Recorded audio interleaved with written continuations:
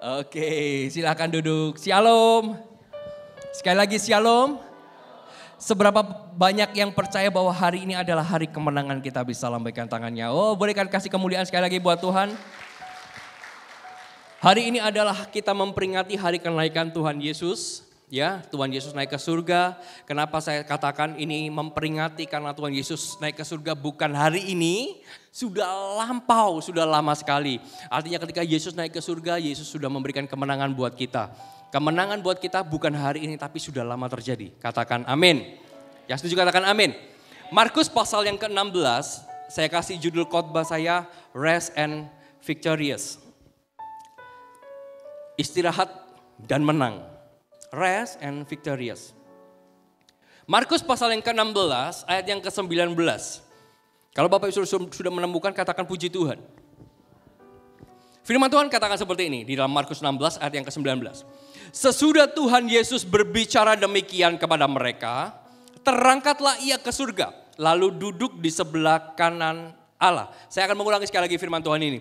Sesudah Tuhan Yesus berbicara demikian kepada mereka, yaitu kepada murid-muridnya, terangkatlah ia ke surga lalu duduk di sebelah kanan Allah. Firman Tuhan ini ditulis ketika apa? Ketika murid-muridnya tahu bahwa Yesus itu telah mati, Yesus telah disalib. Dan pada saat Yesus disalib, 3 hari kemudian Yesus bangkit. Dan ketika Yesus bangkit, Yesus menampakkan diri kepada murid-muridnya. Dia menampakkan diri dan mengatakan sesuatu, lalu setelah Tuhan Yesus mengatakan demikian kepada murid-muridnya, maka ia terangkat ke surga. Yesus terangkat ke surga dan tidak berhenti sampai Yesus terangkat ke surga. Firman Tuhan juga katakan di dalam Markus 16 ayat yang ke-19 dikatakan, Yesus ia terangkat ke surga lalu duduk di sebelah kanan Allah. Katakan duduk di sebelah kanan. Mungkin beberapa dari kita nggak mengerti alasannya kenapa sih Tuhan Yesus itu duduk di sebelah kanan Allah. Apa alasannya? Kalau Bapak Ibu Saudara berkata alasannya bahwa ia adalah anak Allah, salah. Yesus walaupun tidak duduk di sebelah kanan Bapa atau sebelah kiri, ia tetap anak Allah.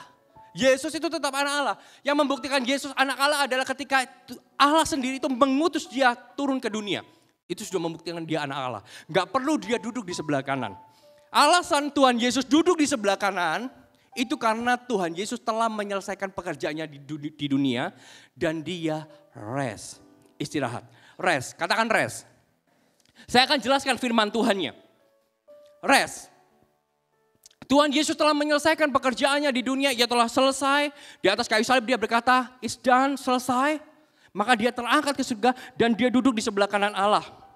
Satu kali ibu dari kedua orang murid, dia datang kepada Yesus, dia berkata, Yesus nanti kalau engkau ada di surga tolong bawa anakku. Satu taruh sebelah kanan, satu taruh sebelah kiri. Lalu Yesus berkata, enggak patut ambil cawan, engkau enggak bisa minum cawan apa yang aku minum. Artinya apa? Engkau enggak bisa menyelesaikan apa yang aku harus lakukan, yaitu disalib.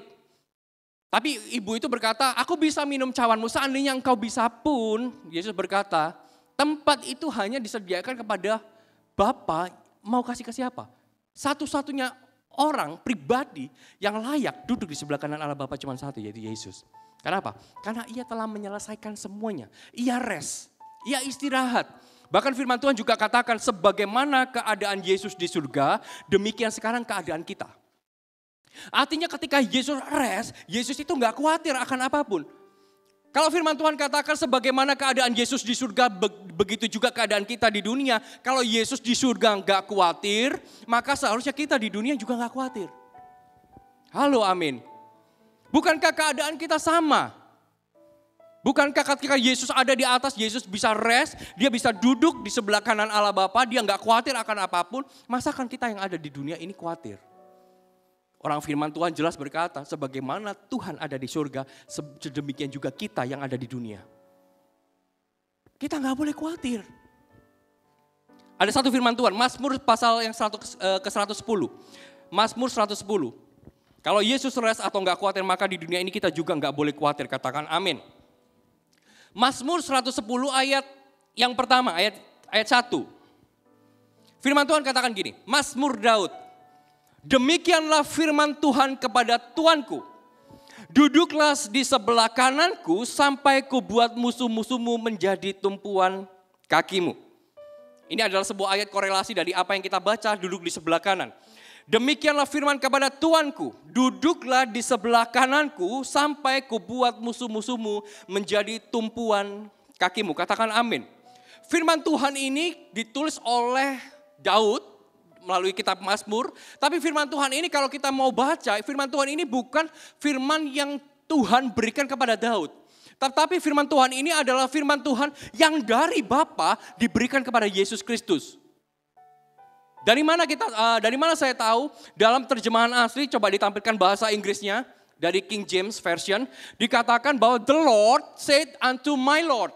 Lord pertama ditulis dengan huruf besar semua. Itu artinya Bapa. Di dalam bahasa Ibraninya adalah Yehova. Dan dikatakan the Lord said unto my Lord. My Lord, Lordnya juga huruf besar, tapi tidak semua. Ini di dalam bahasa Ibrani ditulis Adonai. Artinya ini Yesus. Ini adalah firman dari Bapa kepada Yesus yang ditunjukkan melalui Daud. Melalui Daud. Makanya di dalam Matius 22 ayat yang keempat ini dicatat aja, gak usah dibuka. Yesus bertanya, menurutmu Daud sama aku siapa duluan? Yesus. Karena gak mungkin. Yesus sudah berbicara dengan Daud.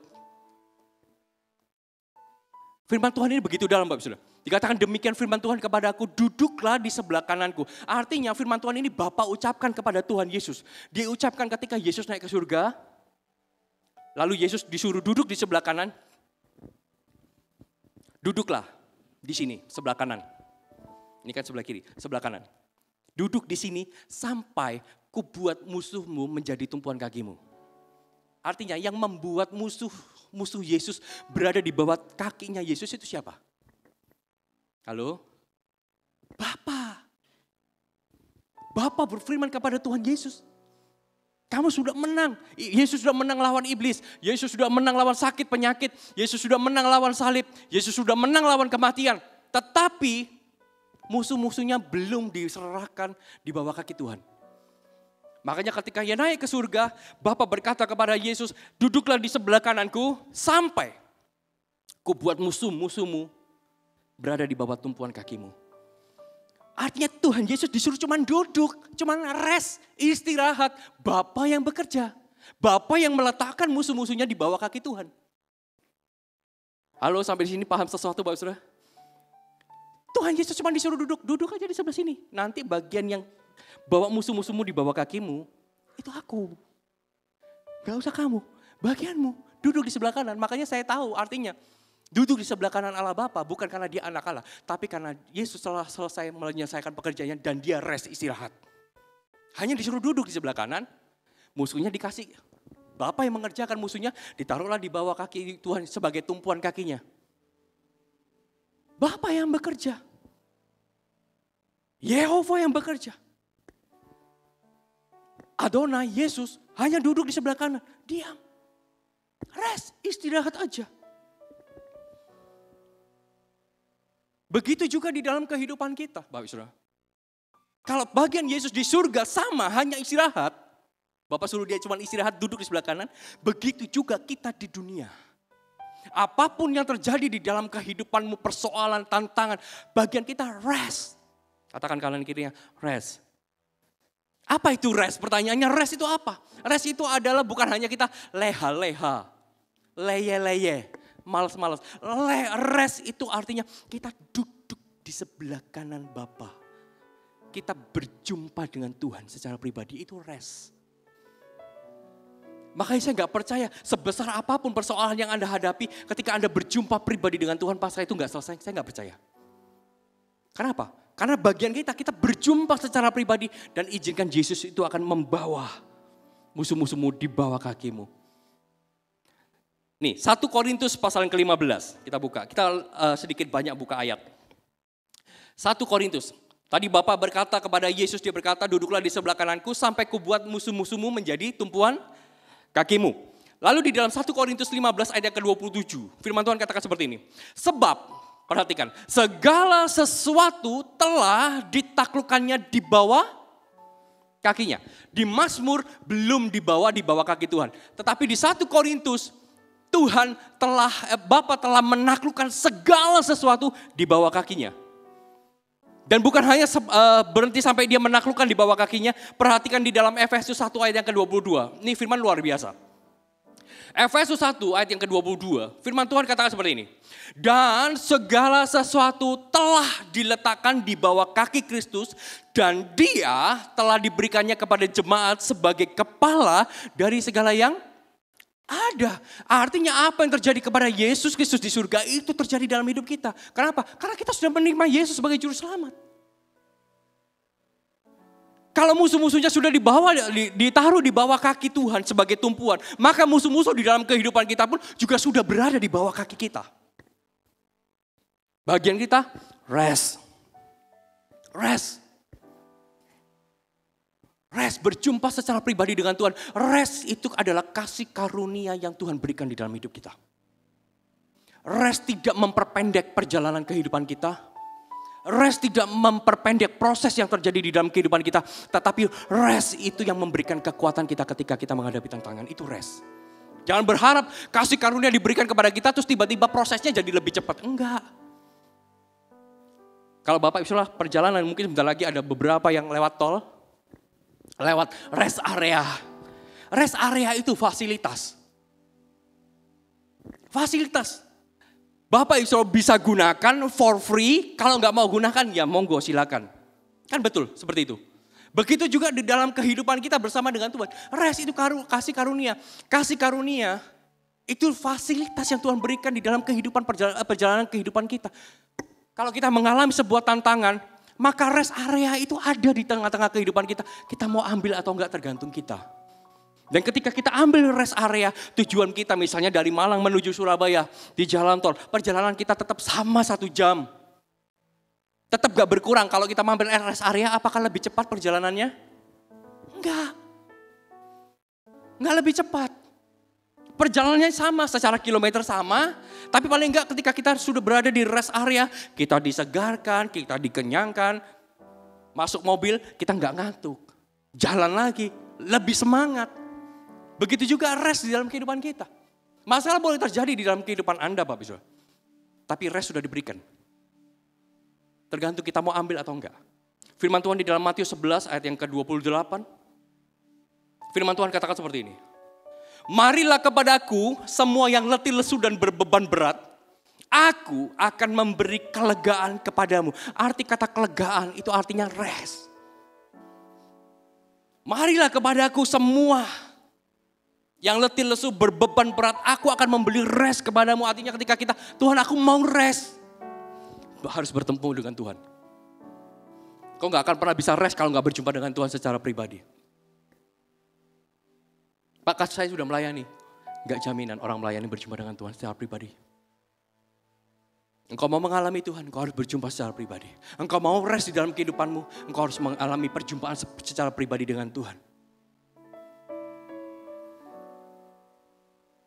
Rest itu adalah sebuah perjumpaan kita.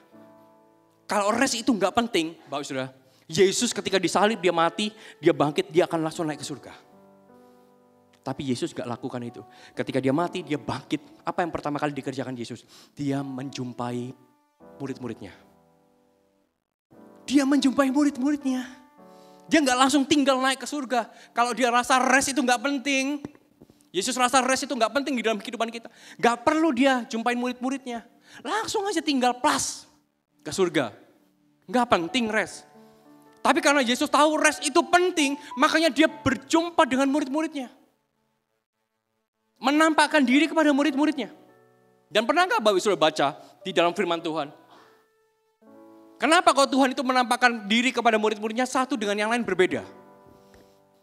Kalau menampakkan diri cuman say hello, hello, aku sudah bangkit, bye. Cuman sekali ketemu aja naik ke surga. Tapi Yesus gak lakukan itu, satu persatu. Kepada Maria, dia nampakkan diri. Kepada Thomas, dia menampakkan diri. Kepada murid-murid yang lain, Yesus selalu menampakkan diri dengan berbeda-beda. Apa maksudnya? Ada message yang Tuhan letakkan di dalam perjumpaan dengan Tuhan. Artinya ketika rest, Tuhan akan lakukan 5 perkara di dalam kehidupan kita. Artinya ketika kita berjumpa secara pribadi dengan Tuhan, Tuhan akan ubah 5 perkara di dalam kehidupan kita. Perkara yang pertama, perjumpaan dengan Yesus atau rest mengubah 5 hal di dalam hidup kita. Yang pertama adalah di dalam Matius 28. Matius 28 ayat yang pertama.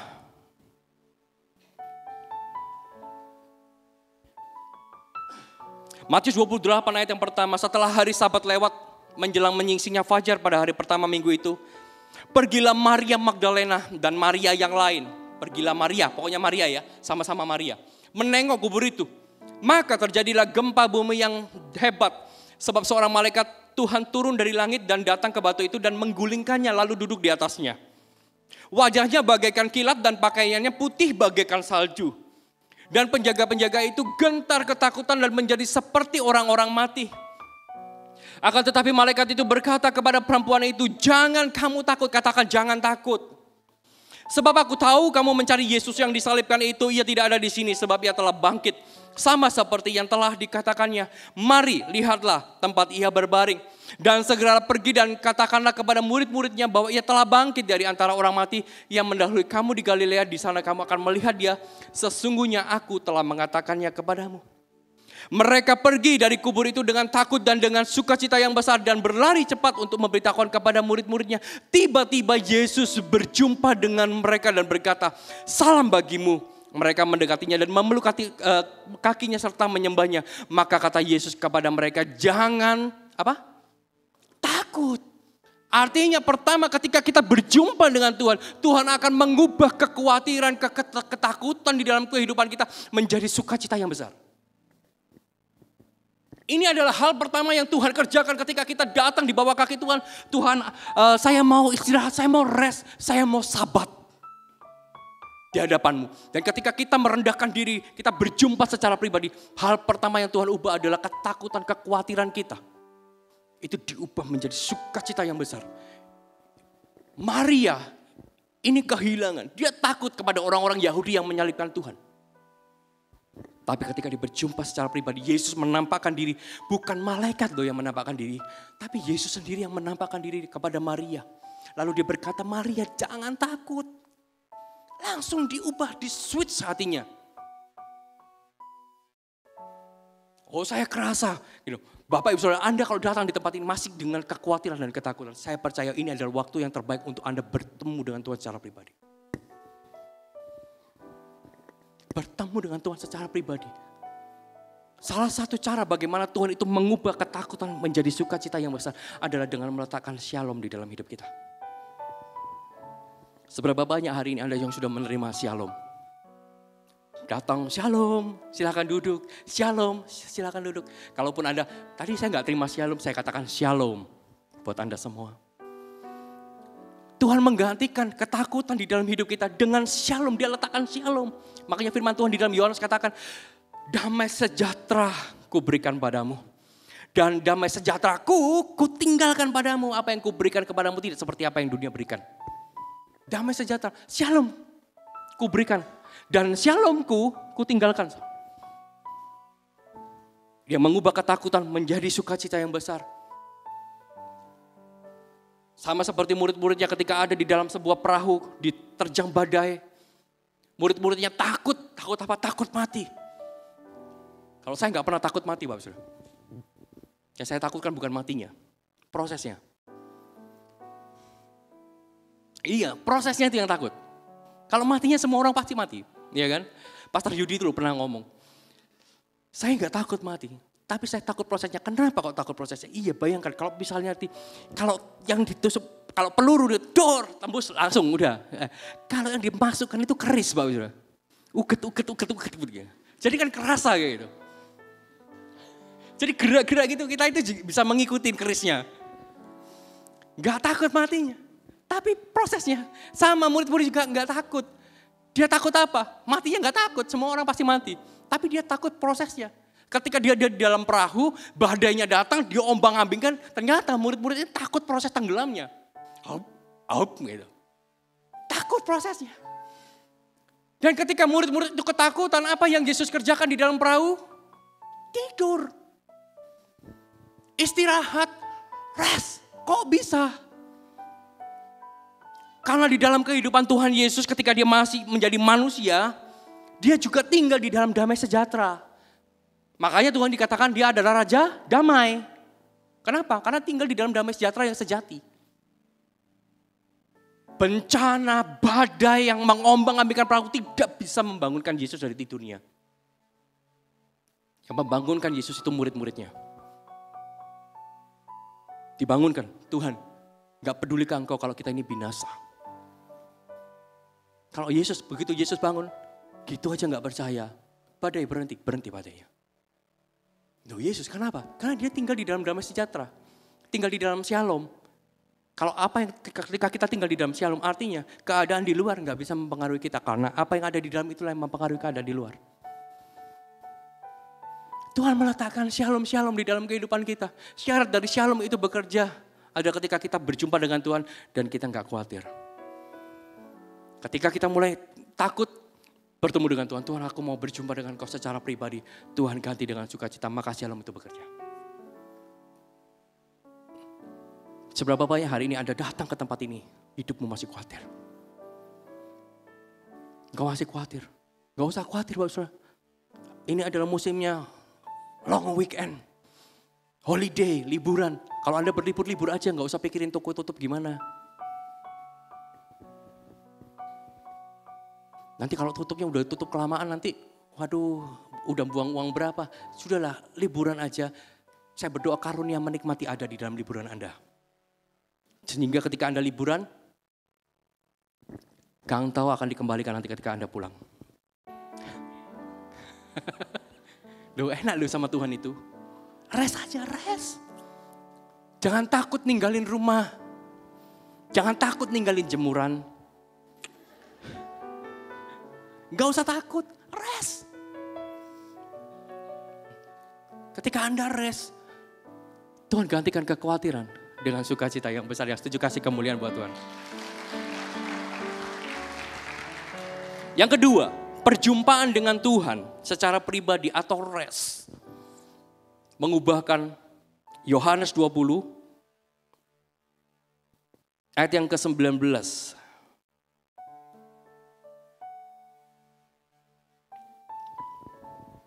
Yohanes 20 ayat yang ke-19.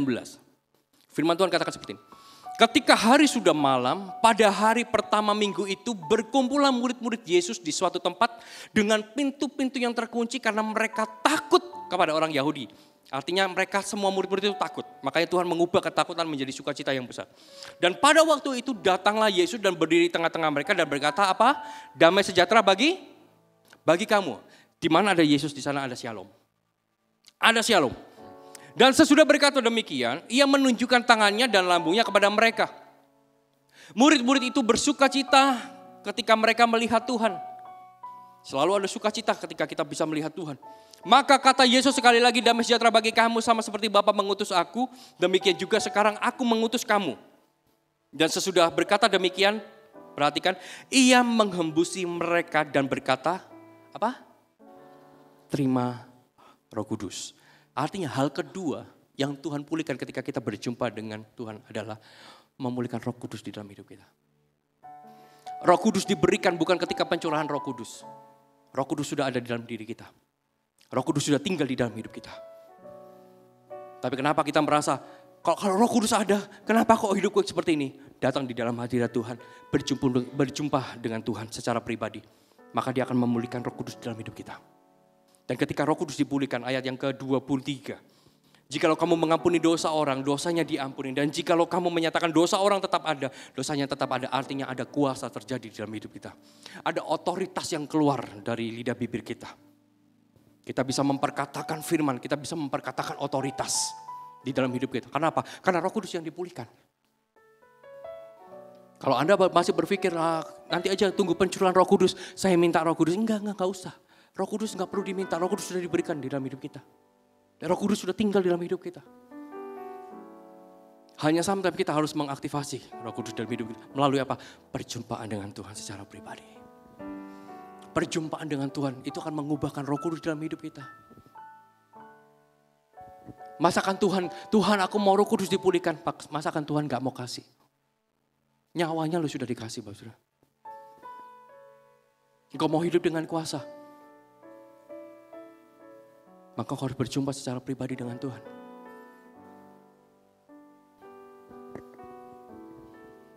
Engkau harus mengalami Tuhan secara pribadi. Supaya apa? Supaya hidupmu penuh dengan otoritas. Setiap persoalan, apapun yang terjadi dalam hidupmu, jangan tunggu persoalan selesai. Karena rest itu gak tunggu persoalan selesai. Aku akan melayani Tuhan kalau masalahku sudah selesai. Aku akan ke gereja kalau masalahku sudah selesai. Aku akan melayani Tuhan kalau hutangku sudah selesai.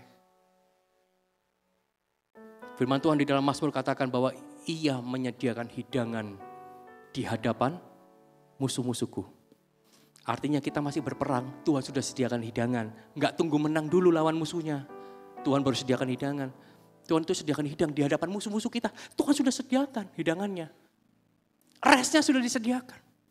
Enggak tunggu selesai dulu, enggak. Bagian kita berjumpa dengan Tuhan. Rest Tuhan. I want rest. Aku mau beristirahat, artinya aku mau belajar seperti Engkau dengan Bapa. Kenapa kok saya bisa rasakan hati Tuhan? Karena Tuhan itu hatinya buat manusia. Kalau disuruh rest, ayo sini Tuhan. Yesus duduk di sebelah kananku sampai ku buat musuh-musuhmu menjadi tumpuan kakimu. Yesus itu juga masih khawatir sama manusia. Yesus itu cinta sama manusia. Kalau aku nggak di sana terus gimana? Seolah-olah seperti itu. Tapi puji Tuhan, lebih baik aku di sini, Roh Kudus yang kuberikan padamu. Kita nggak ditinggalkan yatim piatu, karena ada Roh Kudus yang menyertai kita. Makanya ketika kita berdoa, kita berjumpa dengan Yesus, Roh Kudus dipulihkan. Dan ketika Roh Kudus dipulihkan dalam hidup kita, maka hidup kita akan penuh dengan kuasa. Yang setuju katakan amin. Amin. Lalu yang ketiga, hal ketiga, yang Tuhan Yesus pulihkan di dalam kehidupan kita, Yohanes 20 ayat yang ke-24. Luar biasa, Yesus ini berjumpa dengan murid-muridnya secara pribadi, enggak corporate. Karena memang ini message-nya Tuhan mau memulihkan sesuatu di dalam hati kita. Ayat ke-24 dikatakan sini. Tetapi Thomas, seorang dari ke-12 murid itu yang disebut Didimus, tidak ada bersama-sama dengan mereka ketika Yesus datang ke situ. Maka kata murid-murid yang lain itu kepadanya, kami telah melihat Tuhan. Tetapi Thomas berkata kepada mereka, sebelum aku melihat bekas paku pada tangannya, dan sebelum aku mencucukkan jariku ke dalam bekas paku itu dan mencucukkan tanganku ke dalam lambungnya, sekali-kali aku tidak percaya. 8 hari kemudian murid Yesus berada kembali di rumah itu dan Thomas bersama-sama dengan mereka. Sementara pintu-pintu terkunci, Yesus datang dan Yesus berdiri di tengah-tengah mereka dan berkata, damai sejahtera bagi kamu. Sekali lagi, Yesus hadir selalu ada damai sejahtera. Kemudian ia berkata kepada Thomas, taruhlah jarimu di sini dan lihatlah tanganku. Ulurkanlah tanganmu dan cucukkanlah ke dalam lambungku dan janganlah engkau tidak percaya lagi, melainkan percayalah. Thomas menjawab dia, ya Tuhanku dan Allahku. Lalu kata Yesus kepadanya, karena engkau telah melihat aku, maka engkau percaya. Berbahagialah mereka yang tidak melihat, namun iman kita dipulihkan. Berjumpa dengan Tuhan, iman kita ini dibetulkan sama Tuhan. Seberapa banyak hari ini engkau yang bicara sama Tuhan, Bapak Saudara. Aku baru mau melayani kalau masalahku sudah selesai dulu. Tuhan, aku akan bertobat kalau Tuhan berkati aku dulu. Kalau Tuhan gak berkati aku gak bertobat. Tuhan jawab, monggo, silakan. Tuhan gak pernah butuh kita. Kita yang butuh Tuhan. Sama seperti Thomas. Thomas ini percaya karena dia harus melihat dulu. Makanya Tuhan harus berjumpa secara pribadi, menampakkan diri dalam kehidupan Thomas. Supaya apa? Supaya dia percaya bukan karena dia melihat. Percaya karena dia mendengar tentang Tuhan. Dia percaya bukan karena dia melihat perkara-perkara yang ajaib. Percaya karena firman telah diberitakan. Bukankah hari ini firman telah diberitakan di dalam hidup Anda? Bukankah Anda sudah menerima kebenaran firman Tuhan? Maka percayalah, sebab ketika Ia berfirman, maka semuanya jadi. Ketika Yesus berfirman, semuanya jadi. Dan segala sesuatu dalam hidup kita, baik jasmani, itu selalu dimulai dari hal yang rohani. Yohanes 1. Pada mulanya firman itu bersama-sama dengan Allah dan firman itu adalah Allah. Dia berkata, jadilah bumi, maka bumi itu jadi. Begitu juga di dalam kehidupan Anda hari ini. Apa yang terjadi dalam hidupmu? Tuhan hanya berkata, jadilah sesuai dengan imanmu. Makanya Yesus perlu pulihkan iman kita. Yesus itu perlu pulihkan iman kita. Supaya apa? Supaya sesuatu yang besar terjadi dalam hidupku. Bukan karena kita melihat, tapi hanya karena kita mendengar firman. Hanya karena kita mendengar firman. Maka sesuatu yang besar itu terjadi. Bukankah Ia Bapa yang baik dalam hidup kita? Letakkan segala perkara, segala persoalan, segala kekuatan, segala ketakutan di bawah kaki Tuhan. Dan mintalah Tuhan bekerja. Maka Dia akan bekerja secara ajaib di dalam kehidupan kita. Bukankah kita juga dibenarkan karena iman? Orang benar dibenarkan karena iman. Makanya Yesus perlu pulihkan iman kita. Kita perlu datang kepada Tuhan. Kita perlu berjumpa kepada Tuhan. Tuhan, pulihkan imanku. Orang yang imannya gak pulih, gak bisa melihat sesuatu yang besar. Sesuatu yang jauh, dia itu aduh mana bisa. Ayo kamu lakukan ini ya. Aduh aku ini mana bisa. Bisa tak aku? Gitu. Berarti Anda perlu datang kepada Tuhan untuk dipulihkan imannya. Anda perlu datang duduk di bawah kaki Tuhan. Tuhan, aku mau rest. Kenapa? Karena imanku sudah mulai goyah. Kalau hari ini iman Anda goyah, waktunya Anda ketemu sama Tuhan. Secara pribadi. Halo, amin. Engkau kerasa gak mampu Tuhan, aku gak sanggup. Engkau perlu rest.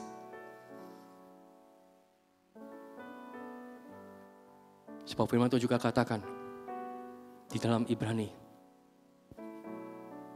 Lakukan segala sesuatu dengan mata yang tertuju kepada Tuhan. Karena Dia akan memimpin kita pada iman dan iman pada kesempurnaan. Iman itu yang akan membawa kita masuk di dalam kehidupan yang sempurna. Oh saya kok kerasa hari ini, saya kerasa banget. Tuhan itu sedang bekerja di dalam hati Anda satu persatu. Imannya dipulihkan. Setiap struggle di dalam hidup Anda Tuhan akan angkat. Bukankah Yesus sudah memberikan kepada kita kemenangan di bawah kaki kita? Halo, amin. Amin. Lalu yang berikutnya, yang keempat.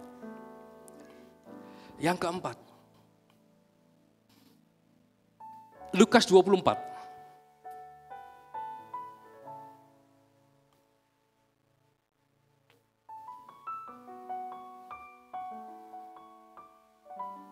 Lukas 24.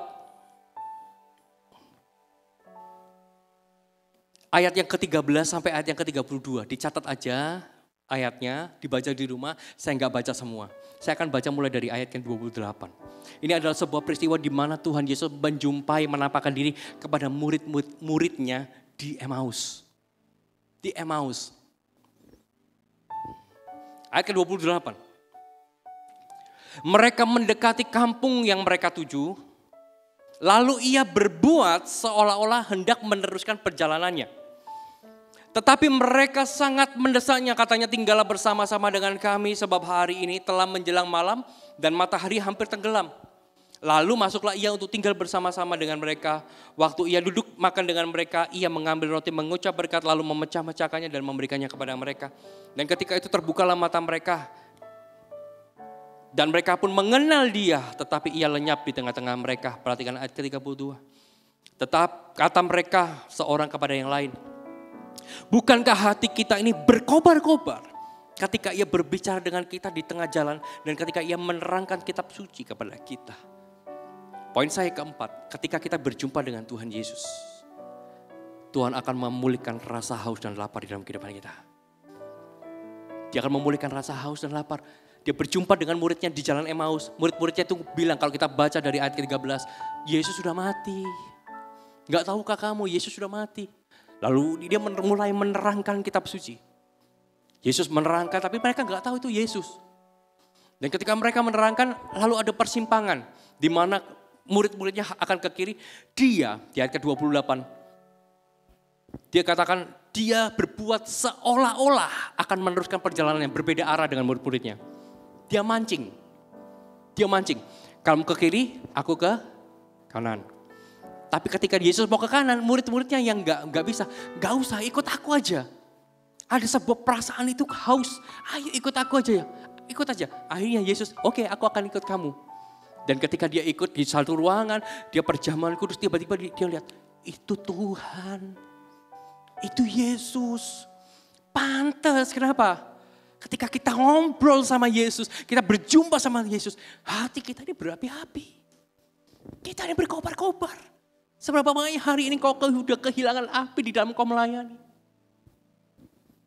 Engkau melayani gak dengan hati yang berkobar-kobar. Itu saatnya engkau datang untuk berjumpa dengan Yesus. Yesus selalu membuat hidup kita berapi-api. Semakin lama semakin berapi-api. Karena berjumpa dengan Tuhan. Tuhan itu terus bakar. Tuhan itu yang membuat kita haus dan lapar. Makanya orang yang berjumpa dengan Tuhan secara pribadi, dia akan pengen berjumpa lagi. Tapi orang yang gak pernah berjumpa dengan Tuhan, dia akan merasa saat teduh doa, biasalah itu hanya rutinitas. Tapi sekali dia berjumpa dengan Tuhan, itu aku kok kepengen lagi ya. Aku kok kepengen lagi, aku kepengen lagi, kepengen. Terus kenapa? Karena memang perjumpaan dengan Tuhan itu membuat hati kita ini haus dan lapar. Akan membuat kita semakin berapi-api mengikut Tuhan. Halo, katakan amin. Katakan amin. Tuhan akan membuat sesuatu yang besar itu terjadi di dalam hidup kita. Dan Tuhan mau kita rest di sini. Tuhan mau kita rest. Dan yang terakhir, yang kelima. Apa yang terjadi ketika kita berjumpa dengan Tuhan? Tuhan akan memulihkan kondisi hati kita. Tuhan akan memulihkan kondisi hati kita. Kalau kondisi hati itu dipulihkan, maka paradigma kita juga diubahkan pasti. Yesus sudah mengajar kepada murid-muridnya, aku akan mati, tapi pada hari ketiga aku akan bangkit. Tapi ketika dia bangkit, dia menampakkan diri kepada murid-muridnya. Muridnya lu masih ada yang bilang, itu setan. Itu hantu. Hantu. Kenapa? Karena paradigmanya masih tertutup. Makanya Tuhan perlu berjumpa, perlu pulihkan hatinya supaya apa? Paradigmanya terbuka. Dia menjumpai murid-muridnya di Danau Tiberias. Dilihat murid-muridnya, padahal murid-muridnya itu sudah dipanggil, kamu akan menjadi penjala manusia. Yesus mati, dia kembali penjala ikan. Di Danau Tiberias ditemuin. Diubah paradigmanya. Kamu bukan lagi penjala ikan. Kamu penjala manusia. Gimana cara Yesus memulihkan hati? Petrus, dia katakan, Petrus, apakah engkau mengasihi aku lebih dari semua ini? Kenapa? Karena Petrus itu orangnya ikut-ikutan. Kalau yang lainnya ke sana, ya ikut ke sana. Makanya Yesus tanya, apakah engkau mengasihi aku lebih dari semua ini? Kalau semua ke sana, kamu mau ke situ buat aku? Ya Tuhan, aku mengasihimu. Lalu yang kedua, Yesus berkata, apakah engkau mengasihi aku, Petrus? Petrus menjawab, ya Tuhan, aku mengasihi. Dan yang ketiga, apakah engkau mengasihi aku? Lalu Petrus menangis. Petrus menangis bukan karena pertanyaan Tuhan Yesus yang ketiga. Tapi Petrus menangis karena tatapan mata Tuhan Yesus kepada dia. Tatapan matanya Yesus. Dalam bahasa Ibrani ditulis emblepo. Emblepo itu artinya ada 3 tatapan Yesus kepada Petrus, emblepo. Yang pertama adalah ketika Petrus berkata, hari ini aku berkata kepadamu, engkau bukan lagi Simon, tapi engkau adalah Kefas. Engkau adalah Petrus, batu karang yang teguh. Matanya menatap Petrus dengan berkata seperti itu. Artinya emblepo itu punya harapan yang besar, percaya kepada Petrus. Dia adalah batu karang. Tapi tatapan kedua adalah ketika apa? Ketika dia menyangkal Yesus, aku gak kenal dia. Maka Yesus menatap dengan tatapan yang sama, emblepo. Sekalipun engkau menyangkal aku tetap percaya kepadamu. Dan tatapan yang ketiga, yaitu ketika, apakah engkau mengasihi aku? Kenapa? Karena aku percaya padamu. Tuhan turunkan standarnya.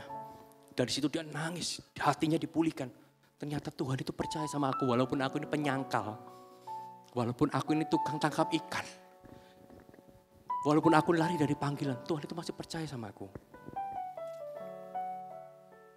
Dan ketika hatinya dipulihkan, paradigmanya berubah. Sejak saat itu, pelayanan Petrus powerful. Emblepo. Dan kita juga perlu datang di hadapan Tuhan, berjumpa dengan Yesus. Lihat mata Yesus memandang kita, emblepo. Dia pun percaya kepada Anda. Apapun keadaanmu, dia percaya kepadamu. Halo, amin. Mau gak siang hari ini kita sama-sama datang di hadapan Tuhan, kita duduk di bawah kaki Tuhan. Tuhan, aku mau berjumpa dengan Kau secara pribadi. Halo, amin. Berikan kemuliaan buat Tuhan. Mari saya undang semua bisa bangkit berdiri. Yes Lord.